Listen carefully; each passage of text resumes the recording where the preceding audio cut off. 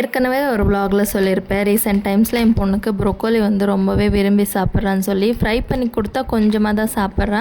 But இந்த soup மாதிரி செஞ்சு கொடுத்தா அவ்வளோ விரும்பி சாப்பிட்றா. நீங்கள் சேம் இதே வந்து காலிஃப்ளவரில் கூட ட்ரை பண்ணலாம். அவ்வளோ சூப்பராக இருக்கும். ஸோ எப்படி பண்ணுறதுன்னு பார்க்கலாமா? ஃபர்ஸ்ட் ஒரு வானிலையில் கொஞ்சமாக ஆயில் இல்லைனா பட்டர் ஆட் பண்ணிக்கோங்க.